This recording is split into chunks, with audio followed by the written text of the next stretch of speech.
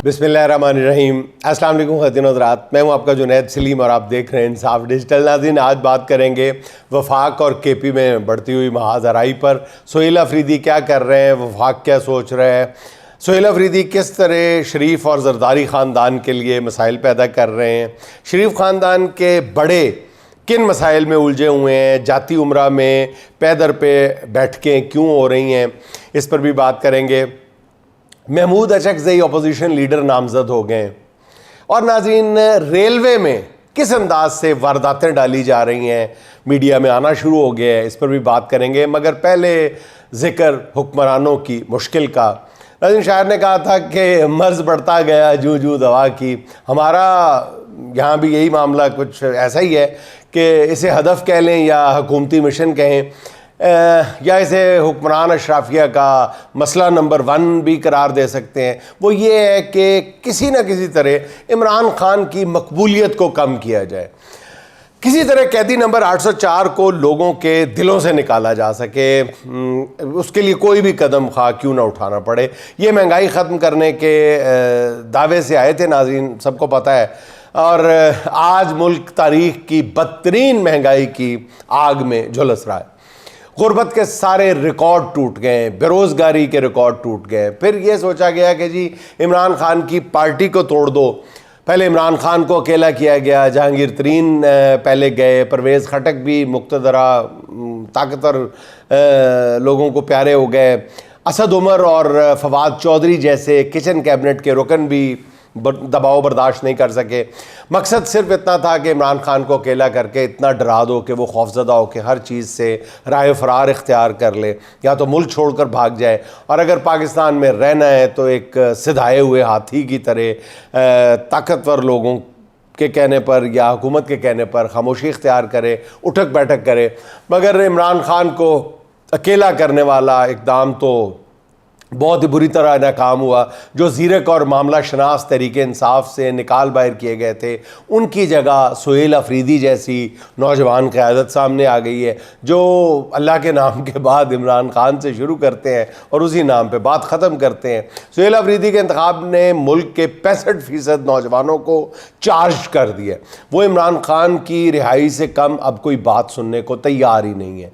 इससे पहले मतलब आप सुनते थे कि जी वो मुलाकात पर भी बात हो सकती है, फलां ये कर दो, नहीं, अब वो कहते हैं कि जी रिहाई, सिर्फ रिहाई। नाज़रीन, आप इससे पहले अली अमीन 1.5 साल तक जो है वो मफाहमत की कोशिश करते रहे और निज़ाम ने अली अमीन को खूब इस्तेमाल करने की भी कोशिश की। उन्होंने मसलियत और मफाहमत के नाम पर अपनी सियासत को बहुत ज़्यादा नुकसान भी पहुँचाया।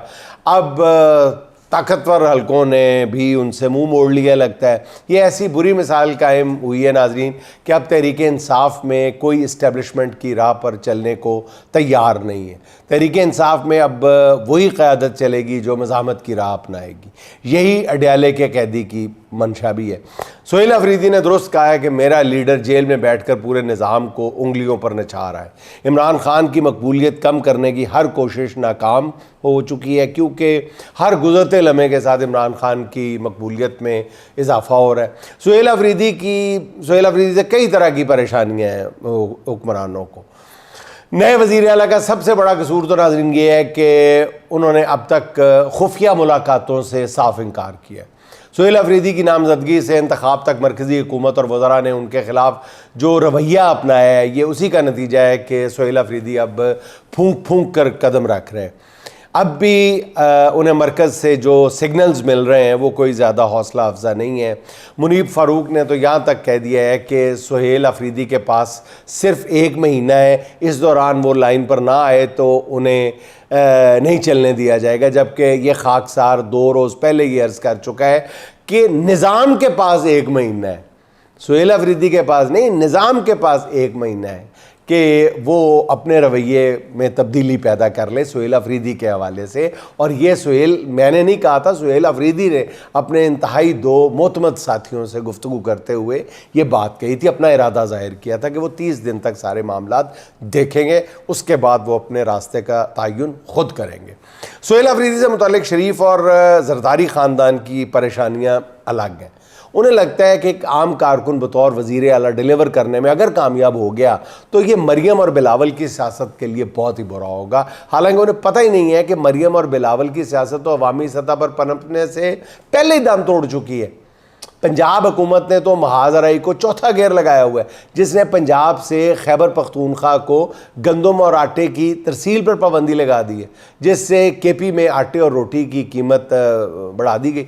हालांकि आइन के मुताबिक मुल्क के किसी हिस्से में बुनियादी अशिया ज़रूरत की नकलो अमल को रोका नहीं जा सकता।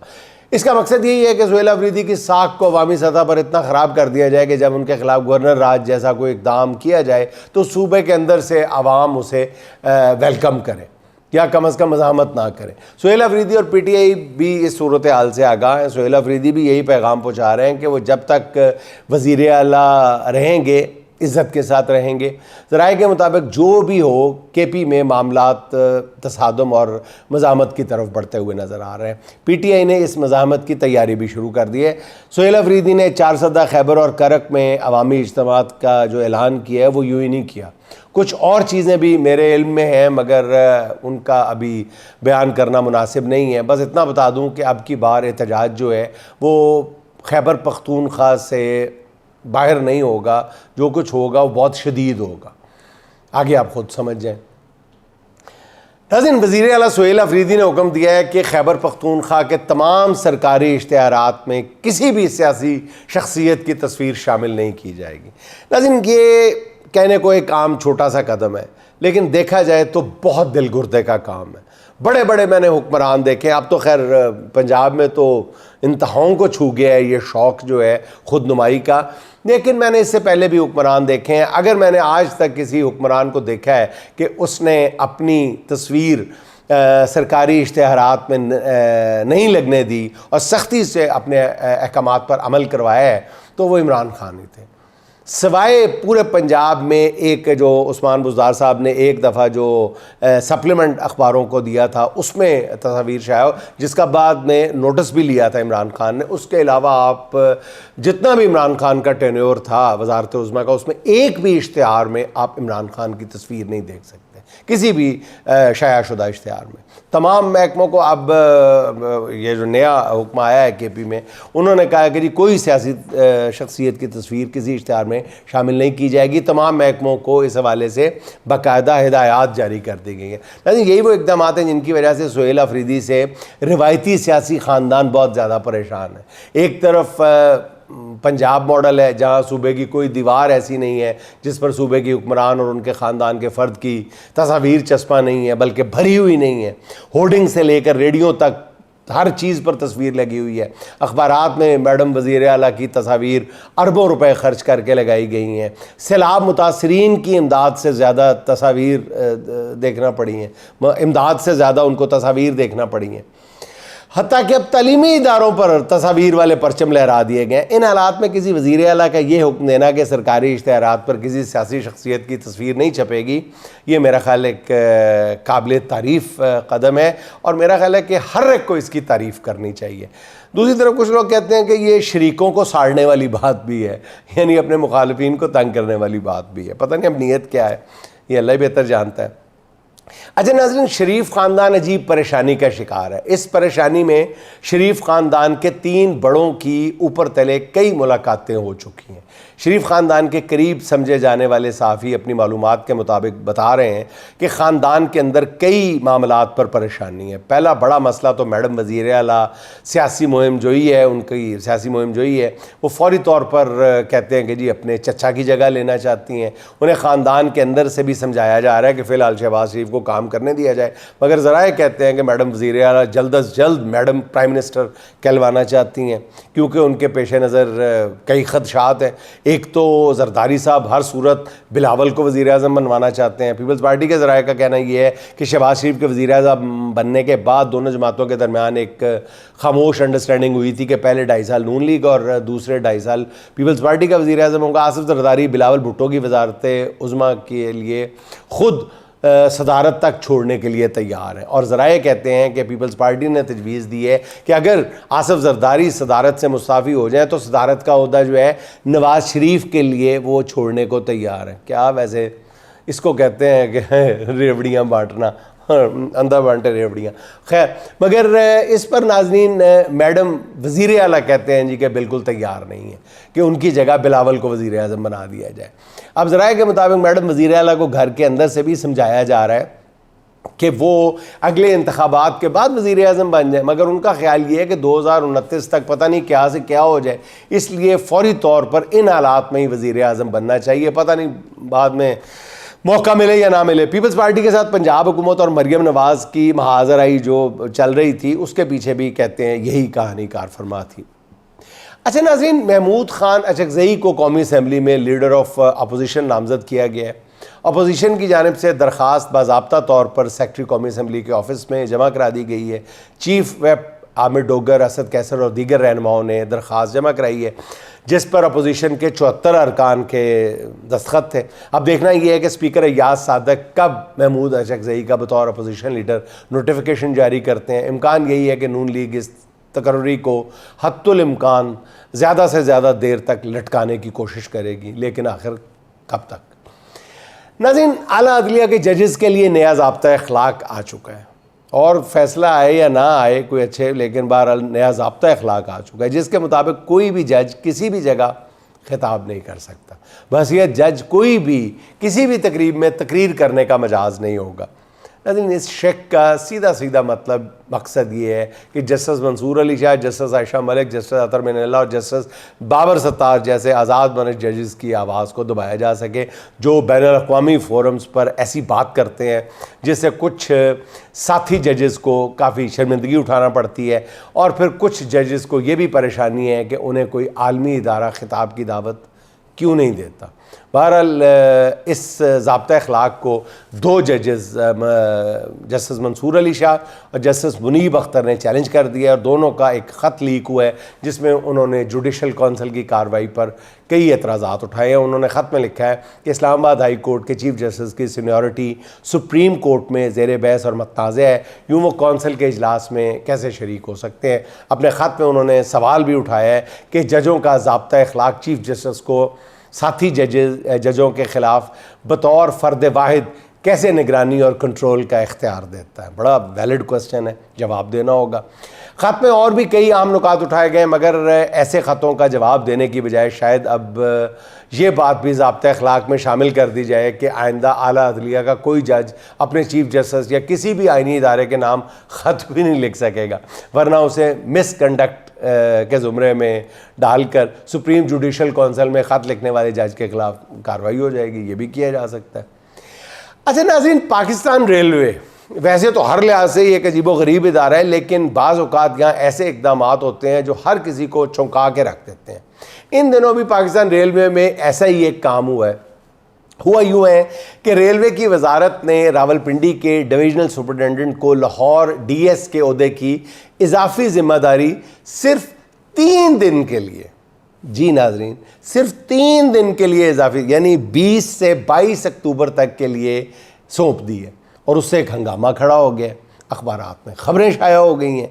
किसी की समझ में नहीं आ रहा था कि लाहौर में कोई ऐसा अफसर मौजूद नहीं था जो लाहौर के DS की 3 दिन की छुट्टी पर इजाफी चार्ज संभाल सकता। वजारत के नोटिफिकेशन के मुताबिक लाहौर DS इनामुल्लाह की गैर मुल्की छुट्टी 17 अक्टूबर को मंजूर हुई, उसके साथ ही NOC भी जारी किया गया। अब नोटिफिकेशन में कहा गया कि जी रावलपिंडी DS को इन 3 दिनों में लाहौर DS के ओहदे की इजाफी जिम्मेदारी सौंपी जाएगी। साथ ही 28 अगस्त को शाया होने वाले इश्तिहारात के हवाले से एक तरमीमी नोटिफिकेशन भी जारी कर दिया गया, जिसके तहत रेलवे की 5 कमर्शियल जायदादों की नीलामी 20 से 22 अक्टूबर को लाहौर DS के दफ्तर में दोबारा शेड्यूल की गई। नाज़रीन, ये मैं नहीं बता रहा, ये पाकिस्तान के मोतबर तरीन अंग्रेज़ी जरीदे रोज़नामा डॉन में छपी स्टोरी बता रहा हूँ, जिसके मुताबिक ज़राए ये कहते हैं कि ये सब कुछ मुबैना तौर पर बदामी बाग और दीगर अहम तरीन जगहों पर रेलवे के गुदामों और दीगर असासों की 5 साला नीलामी के लिए ख़ास लोगों को सहूलत देने की खातिर किया गया है। सारा ड्रामा 3 दिन के लिए जो पिंडी से बुला के जिम्मेदारी सौंपी गई, ये कुछ तुक बनती है। बंदों को फेस सेविंग के लिए कुछ कर लेता है। वही किसी की बात याद आ जाती है कि एक तो ये पढ़े लिखे नहीं है, ऊपर से कोशिश भी नहीं करते। अब रेलवे के एक अफसर ने बताया है कि ये तमाम जायदादें ख़ास तौर पर गोदाम हर साल लाखों रुपए की आमदन देते हैं, इसलिए ये कारोबारी हलकों के लिए सोने की चिड़ियाँ हैं। अब वज़ीर रेलवे हनीफ अब्बासी से जब इस मामले पर रब्ता किया गया तो उनका कहना यह था कि उन्हें सिरे से इस मामले का इल्म ही नहीं है, बाकी पूरी दुनिया का इल्म है। इमरान खान ने दोपहर के वक्त क्या खाया, नाश्ते में कितने पराठे खाए, देसी घी कितना गया, देसी मुर्गे कितने गए, टांगें कितनी थीं, सीने के पीस कितने थे, सब आपको पता है। हनीफ अब्बासी साहब नहीं पता तो अपनी रेलवे का नहीं पता, अपनी वजारत का नहीं पता। आए पोले खां, वो कहते मुझे पता ही नहीं है। अगर आपको अपनी वजारत में होने वाली इस खुली वारदात का इल्म नहीं है तो ये भी एक नाअहली है, और अगर इनके इल्म में लाकर ये करप्शन हो रही है तो फिर वो पूरी तरह कसूरवार है। आए नाज़रीन, एहतशाम हसन के दो चार अशार सुन लें। अमीन अज़मत अजदाद कौन कितना है, अमीन अज़मत अजदाद कौन कितना है, तबीब कौन है, जलाद कौन कितना है। तेरे मकी हैं मगर ए मेरी ज़मीं हम लोग, ये जानते हैं कि आज़ाद कौन कितना है। गवाही देगी हमारी ये खाक अर्ज़ वतन कि अपनी खूह से ज़मीं ज़ाद कौन कितना है। असीर रह के मुसलसल ये तायरान चमन, असीर रह के मुसलसल ये तायरान चमन, समझ गए हैं कि सयाद कौन कितना है। बदल के देखिए बहरूप सादा लोही का, पता चलेगा कि उस्ताद कौन कितना है। बदल के देखिए बहरूप सादा लोही का, पता चलेगा कि उस्ताद कौन कितना है। नाज़रीन, खुश रहें, खुश रखें। आपसे मुलाकात होगी इंशाअल्लाह अगले व्लॉग में। अल्लाह हाफ़िज़।